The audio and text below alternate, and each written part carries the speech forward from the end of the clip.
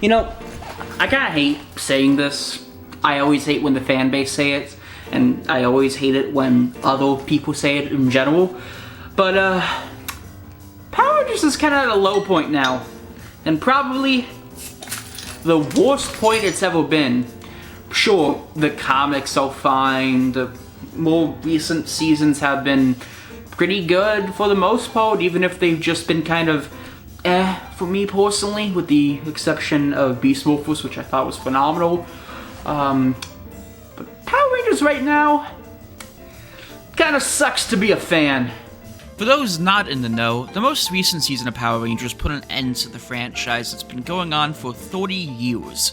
While it sounds like a bit of a surprise that a pop culture icon like Power Rangers would suddenly just be put on ice for the foreseeable future, it's not all that surprising when you remember ratings have been going down since Mighty Morphin, tokusatsu adaptations, and localization efforts akin to Power Rangers in general are just not that profitable anymore, and most kids today probably don't even know what a Power Rangers is. I mean, it's been going on since the 90s, its popularity arguably peaked in Mighty Morphin and had a bit of a resurgence in the Disney era, but really not all that popular with newer generations. I think once Pokemon took over, that's what most people focused on. But still, it's a bit surprising, right? I mean, the show clearly still has an audience since, it's still being made, or was being made until it was put on ice by Hasbro, and also the MCU, and by virtue the DCU, shows that, people like superhero media now. Those movies made a ton of money and are loved by people of all ages. The same goes with those weird CW shows. Besides, if you want to factor in ratings, Power Rangers has never really been a big rating success outside of the original Mighty Morphin seasons. It's always made up that factor with the toy sales, which have always been a priority, even back in Mighty Morphin. So what happened? Well, there's not any one exact reason, rather a whole bunch of smaller and slightly bigger reasons that kind of led up to the moment that we are in now. Lack of care by the company who owns it, lack of promotion, an over-reliance on nostalgia, the quality of the shows, a whole bunch of things that kind of led to the state the franchise is in now. But what if I told you they tried to fix this very issue? Attempted to make a reboot for a new, modern audience, capitalizing on the hype of the MCU in an attempt to make a new generation of Power Rangers fans. Well, I did say try. Okay, so quick history lesson. Power Rangers was originally owned by Hayao Saban, but eventually ownership was traded to the Disney company after they bought off Power Rangers as part of a package deal with the Fox network to buy some of their Fox Family channels. As a result, Power Rangers was then airing on Disney and its subsequent channels such as ABC Family and the Jetix block on Toon Disney. And then, when ratings started to slip and they really didn't want to be a part of the show anymore, Disney decided to sell the rights to Power Rangers back to Hayao Saban in 2010. Keep in mind, this came after a near decade of ownership by Disney. They weren't planning on doing anything because, like I mentioned, ratings were down. The highest ratings on ABC was a 1.2 out of 6.86, the lowest being a 0.45 out of a 1.81, and knowing the state of the world, financial crisis and all, I doubt that toy sales were super good either. So, Saban saw a chance at success again and aimed to bring a new generation of fans, and veteran fans from the Mighty Morphin days, back to Power Rangers. And around the same time, a little movie called The Avengers was being hyped up.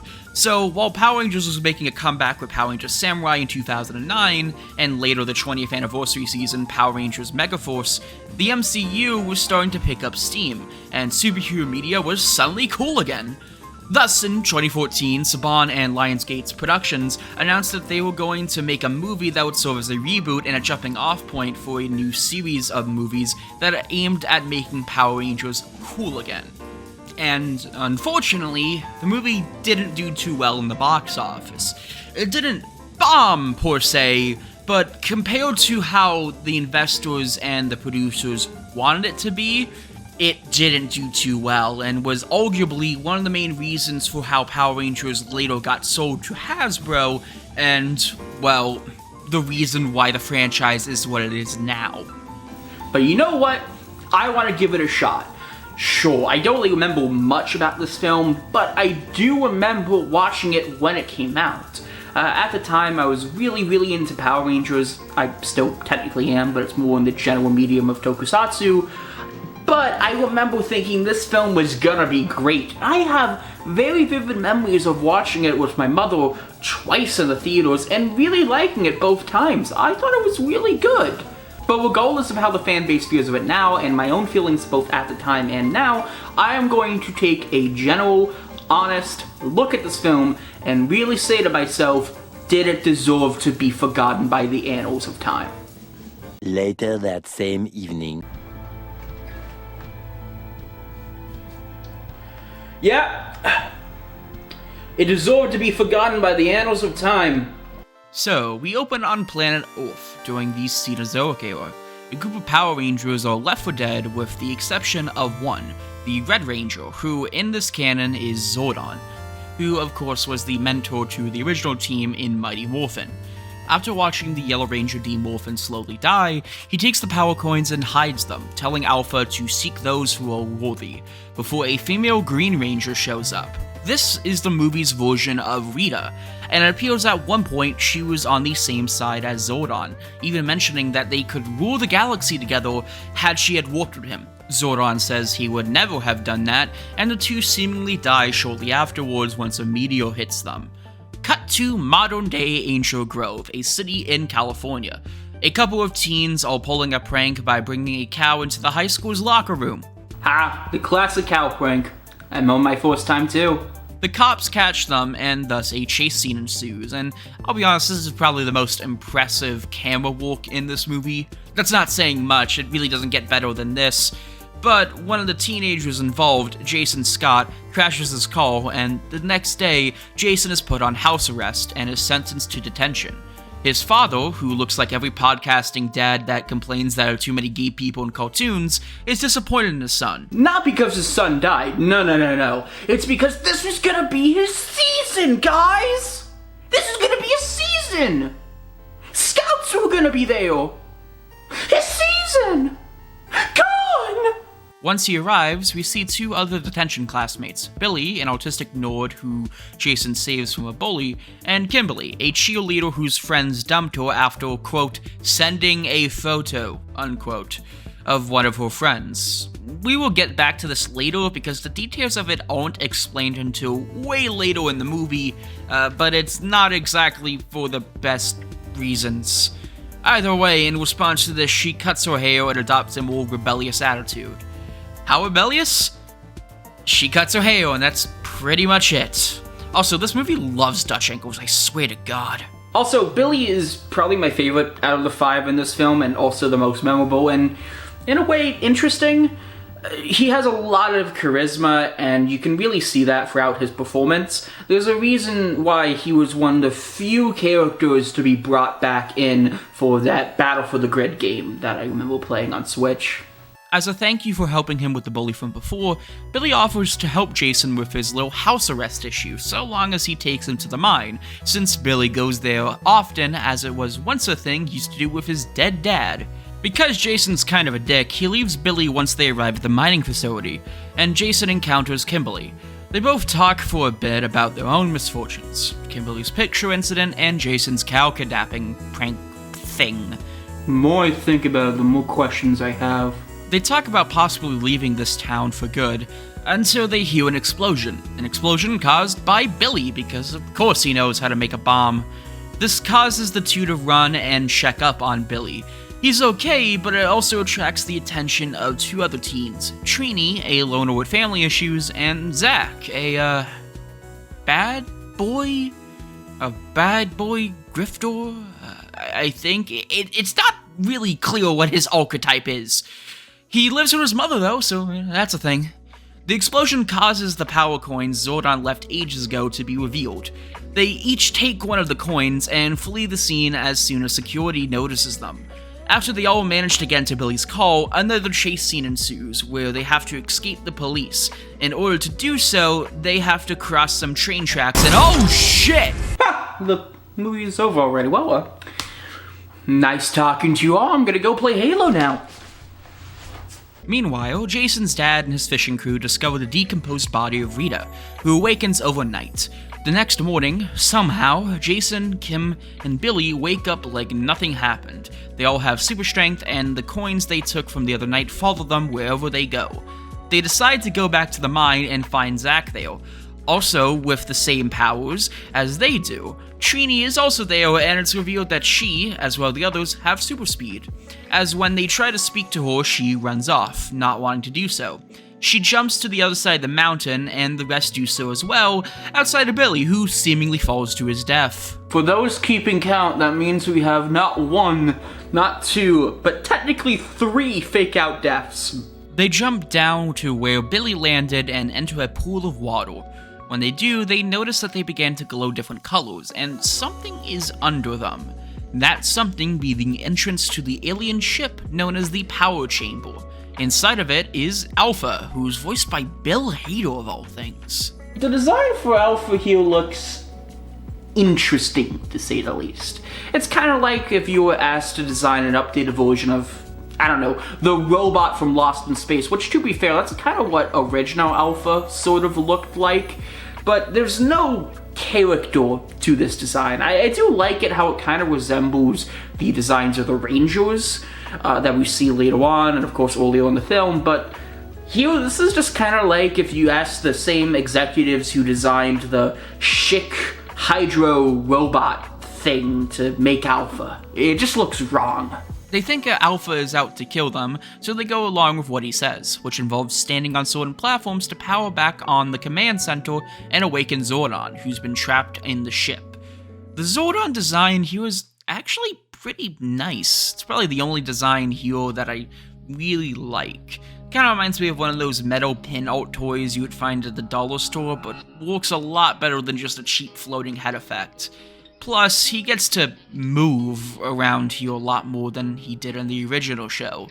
Zordon explains to them that they are the Power Rangers, and the Power Coins chose them to protect the Zeo Crystal, a powerful crystal that, according to Zordon, exists wherever there is life, and if Rita gets her hands on the crystal after summoning Godol, then shit will get fucked. Naturally, everyone tries to leave. Zordon pleads for Jason to help them to train to be ready for Rita, saying he used to be friends with her before she turned her back on them, causing the death of the original team of Power Rangers. When Jason returns back to the others, they doubt the legitimacy of all of this. Hold up. Can any of this Rita stuff be real? Can any of it be true? The fuck do you mean, Kim? You're able to do all this crazy shit and you see a robot and a talking head and suddenly you think this is all one big hoax? Do you think this is some kind of elaborate marketing stunt for a show you would never watch on Discovery Channel or something? Jason tells them that he can't control what they will do, but he's gonna come back here tomorrow and hope that they do the same. Meanwhile, Rita tries to find gold for Godol, while she looks like this, acting all crazy and shit. I do actually like this version of Rita though. I don't know, it adds a special kind of element to it, but unfortunately, this version of her design, the more feral look that she sports here, it's only really featured here and the previous scenes. Afterwards, she kind of ditches it to a more standard look, I guess, which is a bit of a disappointment.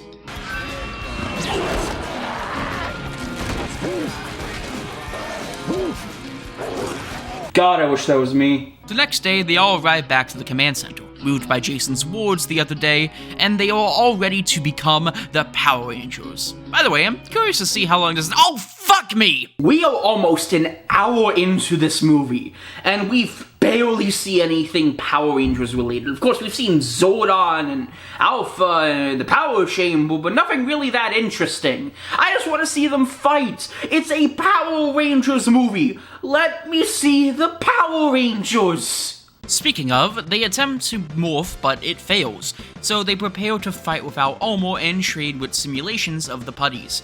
The putties here look a lot less, well, putty-esque, which at first I was fine with, but now they just look like generic rock monsters.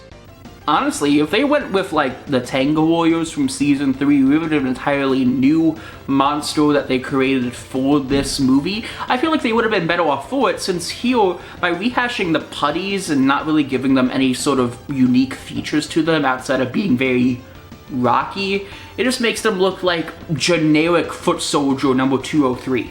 Also, this scene sucks because it has the most 2017 song imaginable in it, and I hate it.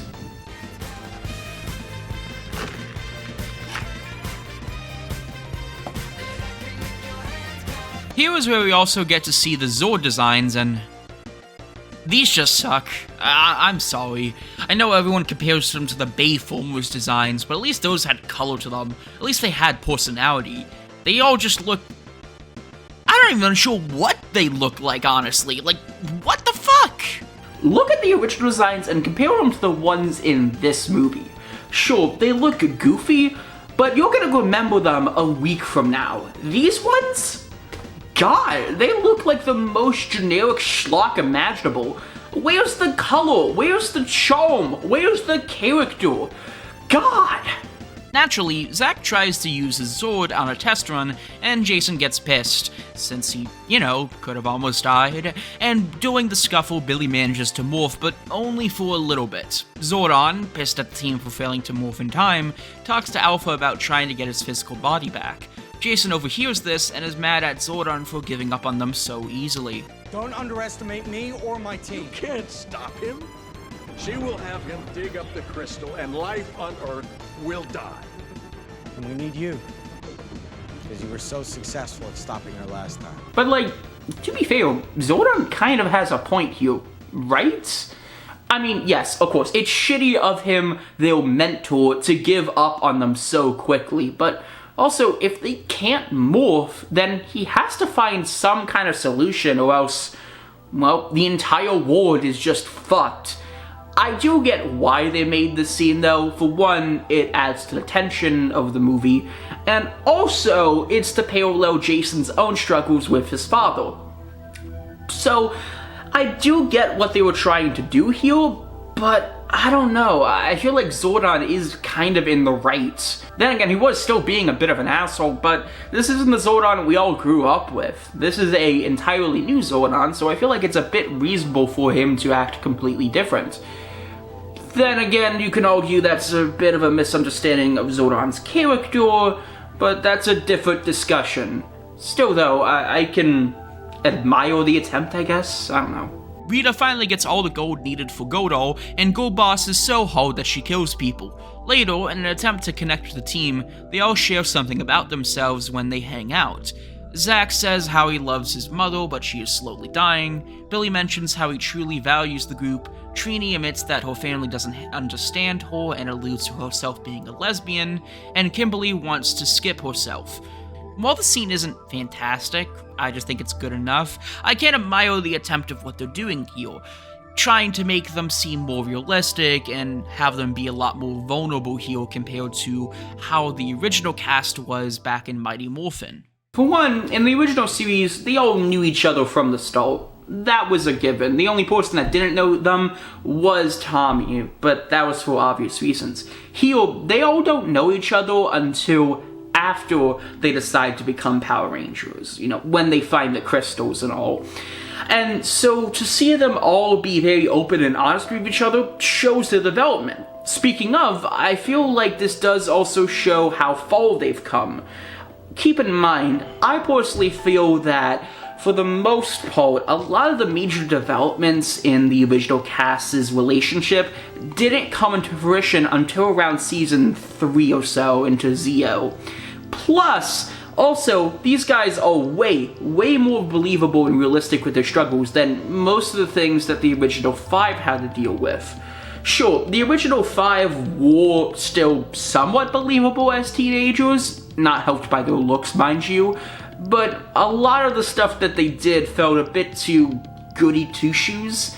Here, these teenagers feel way more realistic, which I do feel like is a major plus to this film that the original show could have had done a better job with. Where this falls short, however, is the fact that this stuff really doesn't get brought up throughout most of the film. It's sprinkled in on occasion, but not enough to really be that significant. Hell, it doesn't even translate to most of their characters for the most part.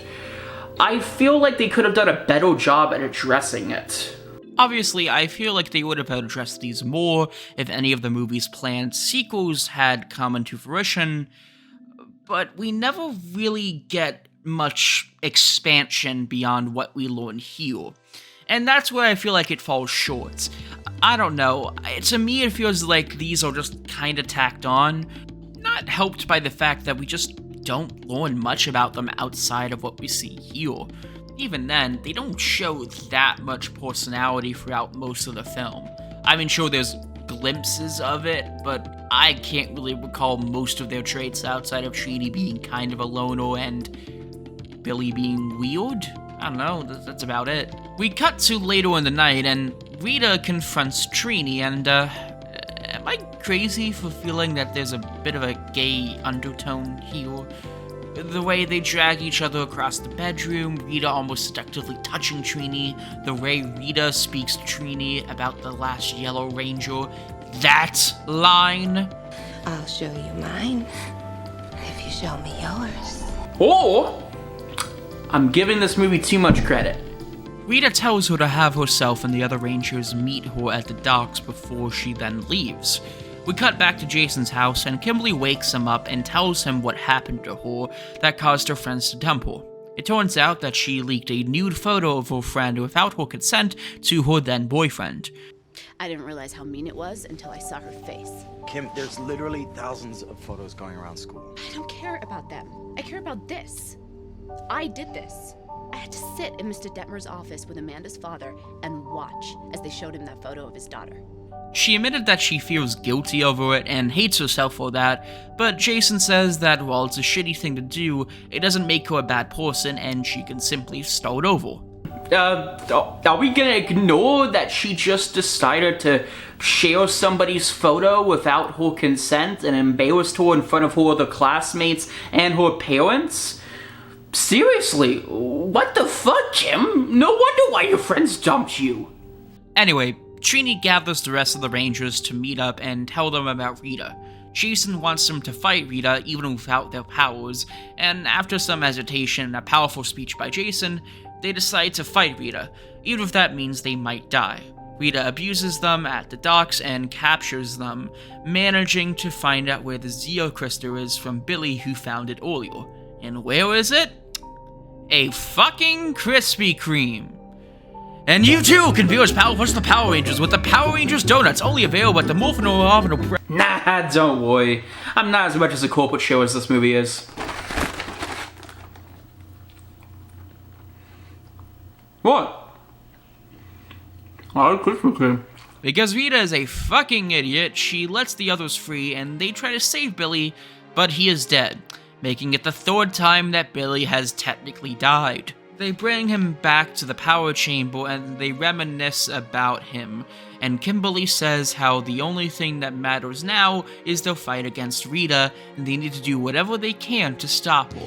After saying that and her teammates agreeing, the morphing grid opens up, and we assume that Zordon finally gets his body again. But in actuality, it brings Billy back to life? Fuck it, I don't care. Okay, actually, the assumption is that Zordon brought Billy back to life via the morphing grid. Likely he had the chance to bring his own body back to life, but decided to bring Billy back to it because, you know, he trusts him more likely, and also realizes that he was being kinda selfish earlier. And so, with the team assembled and ready to morph, they finally get into their— oh, fuck these suits! Jesus! Okay, that's a bit of an overreaction, but also, look at these designs, man. They stink. They look too gaudy, they're overly designed, and feel like the first draft of a much better design. I can appreciate the more alien feel to these suits, as these Rangers all technically based on alien technology, but also, it looks like they just tried to copy the Iron Man suit, but copy and paste it over 4 times. The original suits looked goofy, but at least they had style. At least they had presentation. At least they had charisma. At least you could remember them. Here? Nothing! Rita summons Goldall and, why do we even bother critiquing designs at this point? Who approved this? After a forgettable fight scene, they summon the Zords, the worst product placement imaginable happens, Jason saves his dad from death because, hey, let's revisit that after nearly 2 hours of not addressing it and forgetting about it for most of the movie.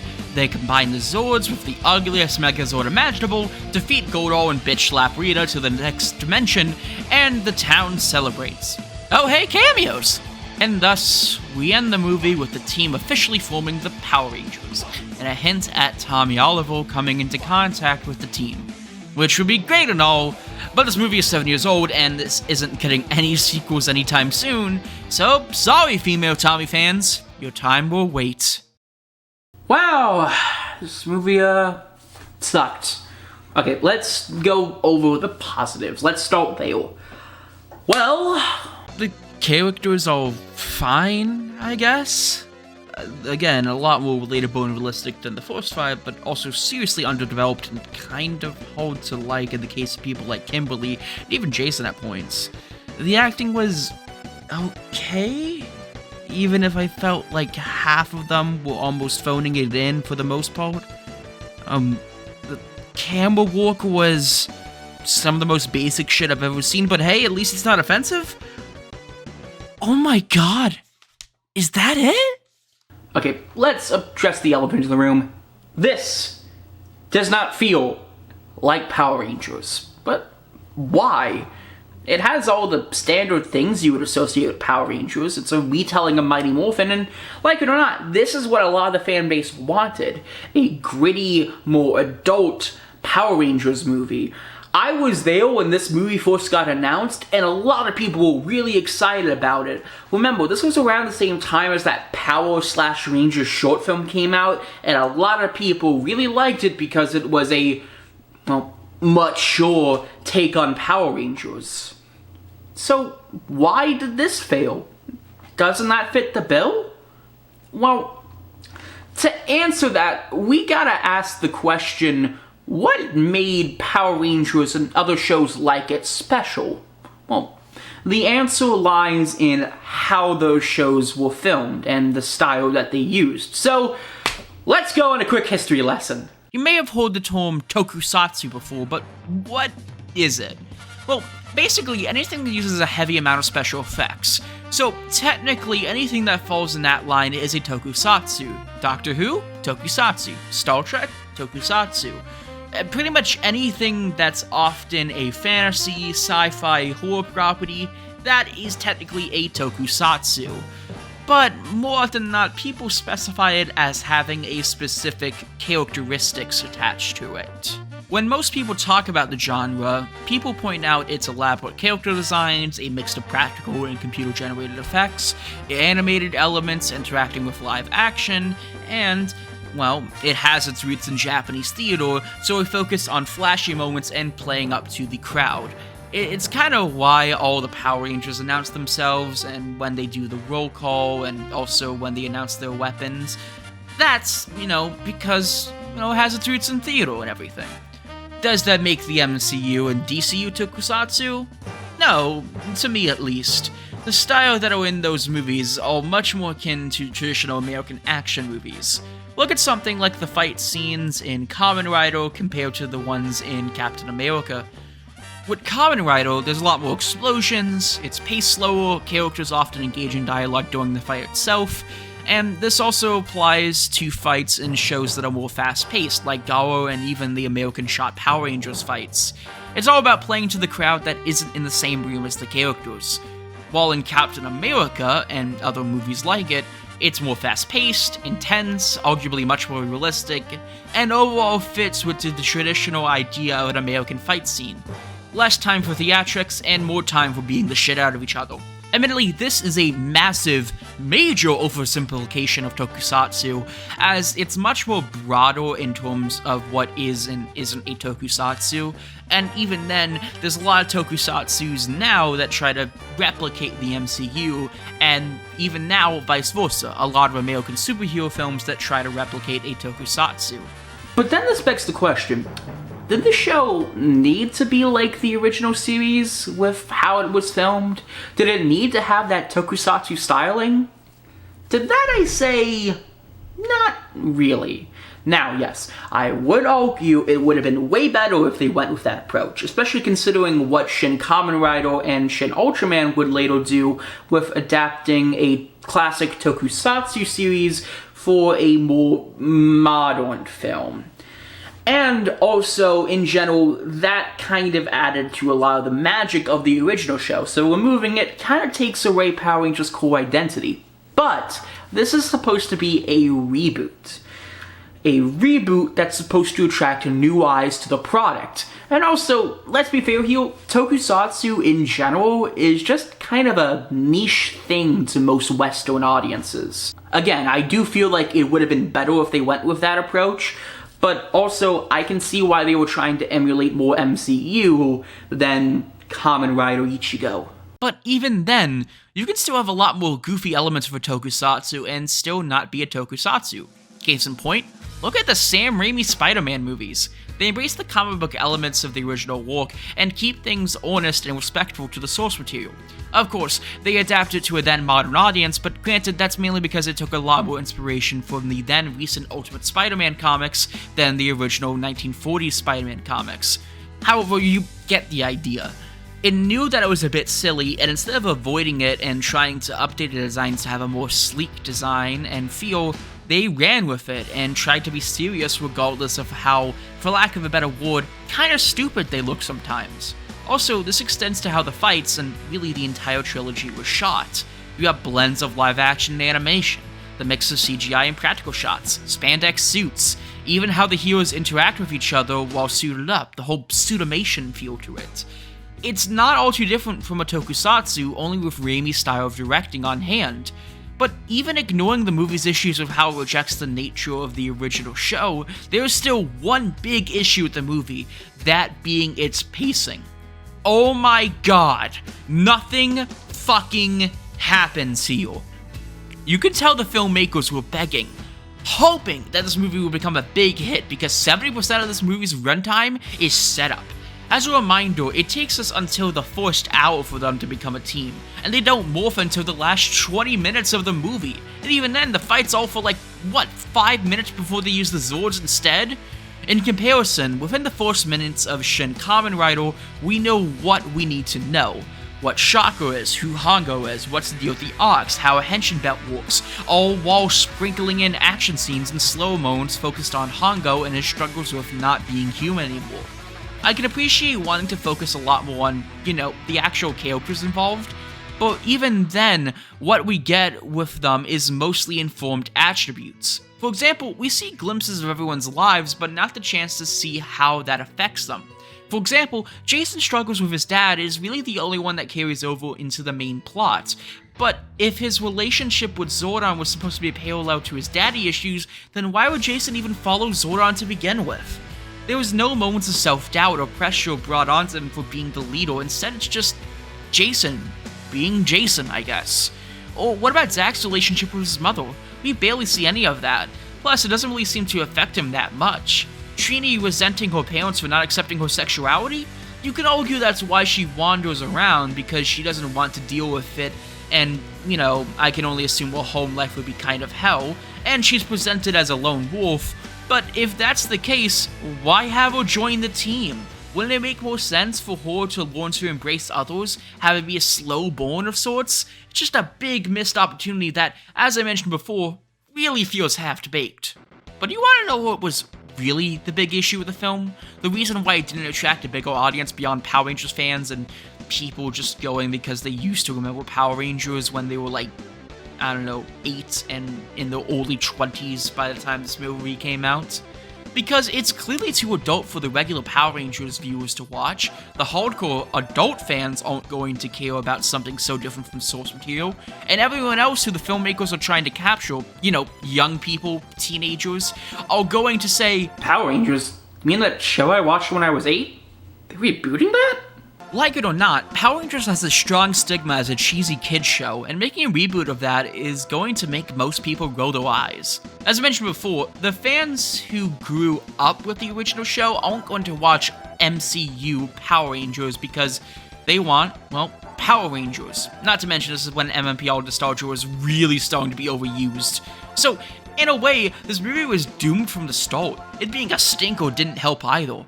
And unlike other shows that got a cult fan base despite having a stigma around it, Power Rangers was like a flash in the pan. That's why no show has ever gotten to levels of popularity compared to that of the original 3 seasons. But hey, maybe that alleged reboot Hasbro is working on is going to fix that. Or it's just gonna fall flat on its face. Only time will tell. But I think we can all agree on one thing. It's gonna be better than the movie where Krispy Kreme is a fucking plot point. Well, we don't know what's next for Power Rangers, but whatever it is, I only hope it's A, better than this, and B, does phenomenal. I really want the franchise to keep on going. It's truly great. But in the meanwhile, I'm just gonna kick back, relax, and watch some good old-fashioned LPM, because this season's goated. Swear to God, I don't know how to end this video, so,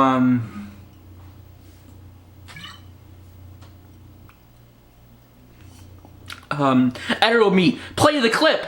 I'm Scottish!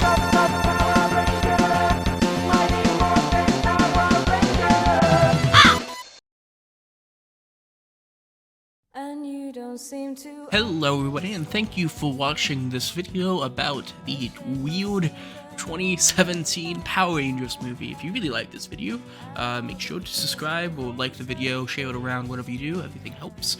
If you really like it so much you want to give me money, I have a Ko-Fi in the description if you want to tip me, but I don't expect that to happen, but it's there. And once again, if you want to see more of this kind of stuff, leave comments, the subscription button's right there, you could do that. But this video was pretty fun to make on. It was weird watching the movie again just because it's such a boring movie. It's not good. It's not good at all. Quick update for everyone who didn't see my community post. The plan is now I'm going to make a big video about Halo 2 in November to coincide with its 20th anniversary. So most of my time is going to be spent on that. Meaning any videos I did have planned, namely the movies I want to talk about videos and the No More Heroes video, those videos are probably going to be put on hold for now. I'm going to be focusing on getting the script done for Halo 2, and if I can, I'm going to get the live action segments done. It requires a lot of research. I'm going to go into a lot of the development history of Halo and also the hype around it, because that's also a large part of the game. So, it's gonna be a big one. I'm looking to have it be an hour 50, which I feel like I can do, conceivably. So, this is Ravensforth Studios, signing off.